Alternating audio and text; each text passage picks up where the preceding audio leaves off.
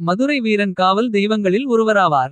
இவர் வீரத்திற்கும் காதலுக்கும் அடையாளமாக இருக்கிறார்.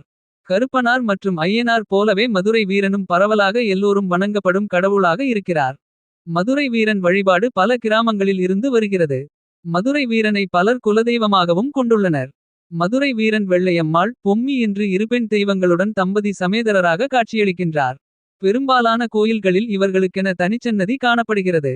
மதுரை வீரன் மட்டும் தனித்து வணங்கப்படுவதில்லை, அவருடைய இரு மனைவியருடன் சேர்த்தே காட்சியளிக்கின்றார்.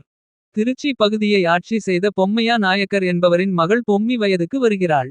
இவர்களில் வழக்கப்படி வயதுக்கு வந்த பெண் குடில் அமைத்து ஒரு மாதம் வரை காவலில் வைக்க வேண்டும். அச்சமயத்தில் மதுரை வீரனின் தந்தைக்கு உடல்நலம் பாதிப்படைந்தது. அதனால் காவல் பொறுப்பை மதுரை வீரன் ஏற்கிறார். பொம்மி மதுரை வீரனின் அழகு மற்றும் வீரத்தை கண்டு காதலித்து திருமணம் செய்து கொண்டு ஊரை விட்டு வெளியேறுகிறார்.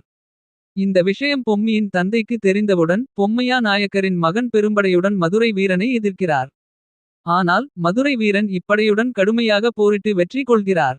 அன்றைக்கு கள்வர்களால் மதுரை மற்றும் அதன் சுற்றுவட்டார ராஜ்ஜியங்கள் மிகவும் பாதிப்புக்குள்ளாகின.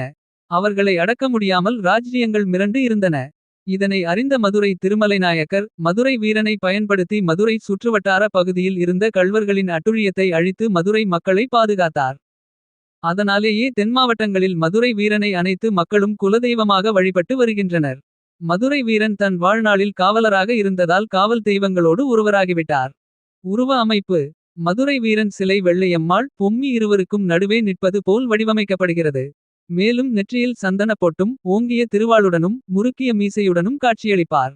வழிபாடு மதுரை வீரருக்கு சைவ உணவு படைத்து வழிபடுதலே முறையாகும். பால் பழம் வெண்பொங்கல் மல்லிகை மற்றும் மணக்கும் மலர்கள் முதலியவற்றை படைத்து வணங்குதல் சிறப்பு. பூஜைக்கு முன் நமக்கு ஏற்பட்டிருக்கும் குழப்பங்கள் மற்றும் பிரச்சனைகள் அனைத்தையும் மறந்து மதுரை வீரனை நினைத்து கொண்டு மகிழ்ச்சியுடன் பூஜையை துவங்க வேண்டும். இது போன்ற கிராமத்து தெய்வங்கள் சார்ந்த மேலும் பல தகவல்களை தெரிந்து கொள்வதற்கு நம்ம ஜெய் ஸ்ரீராம் சேனலை சப்ஸ்கிரைப் பண்ணுங்க.